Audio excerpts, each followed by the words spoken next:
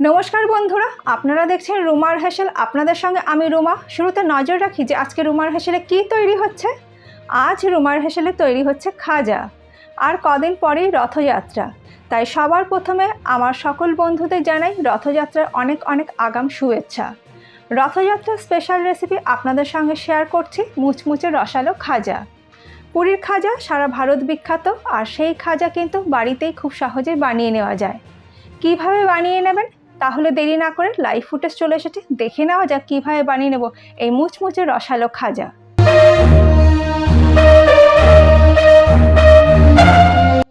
খাজা বানানোর জন্য সবার প্রথমে ময়দা মেখে নিতে হবে। আমি এখানে 200 গ্রাম ময়দা নিয়ে নিলাম। মেজারিং কাপ হিসেবে 1.5 কাপ ময়দা আমি নিয়ে নিলাম।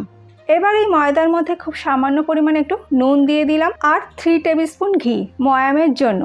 আমি ঘি দিয়ে ময়াম দিচ্ছি, কারণ ঘি দিয়ে যদি ময়াম দেওয়া হয় তাহলে খাজাগুলো খুব নরম হয় আর স্বাদটাও খুবই ভালো হয়। তবে আপনারা চাইলে অবশ্যই ঘিয়ের বদলে তেল ব্যবহার করতে পারেন। ময়াম যত ভালোভাবে দেওয়া হবে খাজাগুলো কিন্তু ততটাই মুচমুচে হবে আর মুখে দিলেই মিলিয়ে যাবে। দেখুন আমার ময়াম খুব ভালো মতন দেওয়া হয়ে গেছে, এক মুঠোর মধ্যেই চলে আসছে আর ভাঙার সাথে সাথেই বালির মতন ঝুরঝুর হয়ে পড়ছে। এবার অল্প পরিমাণে জল দিয়ে আমি ময়দাটাকে মেখে নেব। যেহেতু অনেকটা পরিমাণে ঘি দিয়ে ময়াম দেওয়া আছে, সেই কারণে ময়দাটা মাখতে খুব বেশি জল লাগবে না। ময়দাটা আমার মেখে নেওয়া হয়ে গেছে, আর ময়দাটা একটু শক্ত করেই মাখতে হবে, নরম করে মাখলে হবে না। নর্মালি আমরা ঘরে যেরকম আটা মাখি তার থেকে একটু এটা শক্ত করেই মাখতে হবে।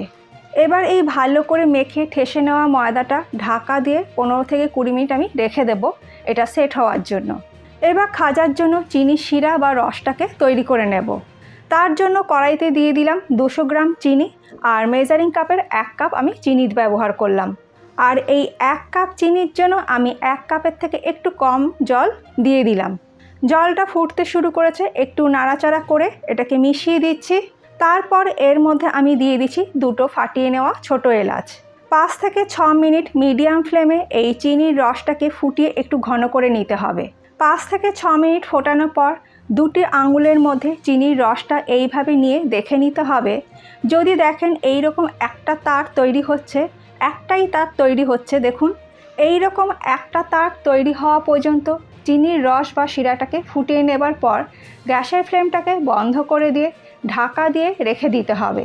আর কিন্তু এটাকে ফুটিয়ে ঘন করার কোনোই দরকার নেই। 20 মিনিট পর আমাদের ময়দার ডোটা একদম ভালো মতন সেট হয়ে গেছে। এটাকে আরও একটু ভালো করে ঠেসে নিচ্ছি। তারপর এই ডোটার থেকে সমান 6টা ভাগে লেচি কেটে নেব। এবার এই লেচিগুলোর থেকে একটা একটা করে লেচি নিয়ে আমি বেলে নেব, ঠিক যেমন রুটি বেলি ঠিক সেই রকমভাবেই বেলে নেব। আর বেলার জন্য আমি এখানে শুকনো ময়দা ব্যবহার করছি। একদম রুটি যেভাবে বেলি ঠিক সেই রকম পাতলা করে বেলে নিতে হবে। প্রথমটা আমার বেলা হয়ে গেছে, আর ঠিক ওই একই রকমভাবে বাকি 5টা লেচির থেকেও আমি ওই একই রকমভাবে বেলে রেডি করে নেব। প্রথমে সমস্ত লেচিগুলোর থেকে এই রকমভাবে রুটির মতন বেলে নিতে হবে, তারপরে লেয়ারগুলো তৈরি করব। লেয়ার তৈরি করার জন্য প্রথমে শুকনো ময়দা একটু চাকির ওপর ছড়িয়ে নেব। তার ওপরে একটা রুটি রেখে এবার 1/2 টিস্পুনের মতন তেল বা ঘি একটা ব্রাশের সাহায্যে রুটির ওপর ব্রাশ করে দিতে হবে।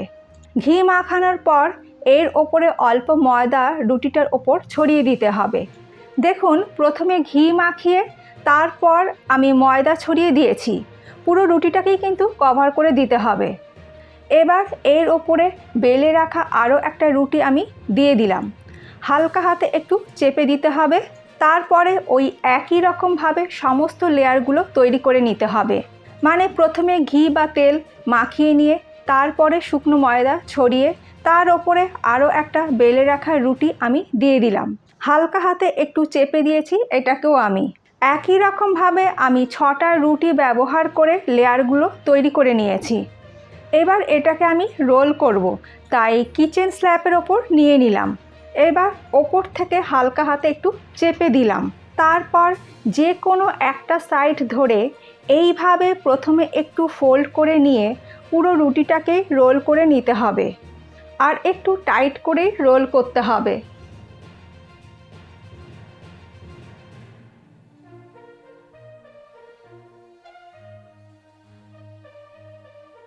শেষ প্রান্তটায় সামান্য একটু জল লাগিয়ে নেব, তাহলে কিন্তু এটা আর খুলে যাবে না। সামান্য একটু জল লাগিয়ে নিলাম, তারপরে বাকি রুটিটা আমি রোল করে নেব। সমস্ত রুটিতে কিন্তু আমি জল লাগাইনি, প্রথমটায় আর তার নিচে যে রুটিটা ছিল সেটাতে আমি জল লাগিয়েছি। একটু এইভাবে চেপে দিচ্ছি রোল করার পর, তারপর একটু গড়িয়ে নিচ্ছি। এবার একটা ছুরির সাহায্যে দুটো প্রান্ত অল্প অল্প করে কেটে এটাকে সমান করে নিয়ে তারপরে সমান কয়েকটা ভাগে এটাকে কেটে নিতে হবে। গ্যাপটা একদম সমান রাখার চেষ্টা করবেন। এই প্রত্যেকটা পার্ট থেকে একটা করে খাজা তৈরি হবে। দেখুন লেয়ারগুলো খুব সুন্দর বোঝা যাচ্ছে এইখানে। এরপরে একটু শুকনো ময়দা ছড়িয়ে এই প্রত্যেকটা লেচি এইভাবে একটু আঙুল দিয়ে চেপে চ্যাপটা করে নিয়ে তারপরে এটাকে লম্বা করে বেলে নিতে হবে।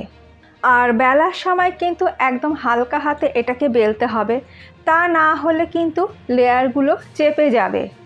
ভাজার সময় কিন্তু লেয়ারগুলো খুলবে না, তো সেই কারণেই একদম হালকা হাতে এইভাবে এটাকে বেলে নিতে হবে। প্রথমটা আমার বেলে নেওয়া হয়ে গেছে। ওই একই রকমভাবে বাকি সমস্ত খাজাগুলো বেলে আমি রেডি করে নেব। আমার সমস্ত খাজাগুলো এখানে বেলে রেডি করে নেওয়া হয়ে গেছে। এবার এইগুলোকে ভেজে নেব। খাজাগুলো ভাজার জন্য কড়াইতে আমি বেশ পরিমাণ মতন তেল দিয়ে একদম লো ফ্লেমে তেলটাকে আমি গরম করতে বসিয়ে রেখেছি। এবার তেলের টেম্পারেচারটা চেক করার জন্য ডোর একটা ছোট্ট বল আমি তেলের মধ্যে দিয়ে দিলাম। বলটা দেওয়ার সাথে সাথে দেখুন বলের গা থেকে ছোট ছোট বাবলস উঠতে শুরু করেছে, কিন্তু বলটা তেলের ওপর সঙ্গে সঙ্গে কিন্তু ভেসে উঠছে না। প্রায় 9 থেকে 10 সেকেন্ড পর আস্তে আস্তে বলটা তেলের ওপর ভেসে উঠছে, তার মানে তেলটা কিন্তু একদম হালকা গরম রয়েছে। আর এই রকম হালকা গরম তেলেই খাজাগুলোকে ছাড়তে হবে ভাজার জন্য। তেলের টেম্পারেচারটা কিন্তু খুব ইম্পর্টেন্ট খাজাগুলো মুচমুচে হওয়ার জন্য। এই রকম হালকা গরম তেলে আমি দিয়ে দিচ্ছি খাজাগুলো ভাজার জন্য। আর দেওয়ার সাথে সাথেই দেখুন খাজাগুলো ডুবে গেছে তেলের মধ্যে। আস্তে আস্তে যখন দেখবেন খাজাগুলো তেলের ওপর ভেসে উঠছে, তখন এইগুলোকে হালকা হাতে উল্টে দিতে হবে। আর খাজাগুলো ভাজার সময়ও গ্যাসের ফ্লেমটা একদম লোতে রাখতে হবে। আস্তে আস্তে দেখুন খাজার যে লেয়ারগুলো খুলতে শুরু করেছে, দেখে নিশ্চয়ই বোঝাই যাচ্ছে। প্রায় 15 মিনিট একদম লো ফ্লেমে ভাজার পর এখন দেখুন খাজাগুলো সুন্দর গোল্ডেন কালার হয়ে গেছে। এবার আমি খাজাগুলো তেল ঝরিয়ে তেল থেকে তুলে নিচ্ছি।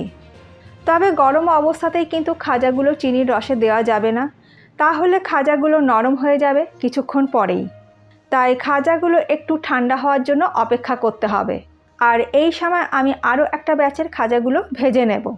প্রায় 10 মিনিটের মতন রুম টেম্পারেচারে রাখার পর আমাদের প্রথম ব্যাচের খাজাগুলো এখানে অনেকটাই ঠান্ডা হয়ে গেছে। এখন জাস্ট হালকা একটা গরম ভাব রয়েছে খাজাগুলোর মধ্যে।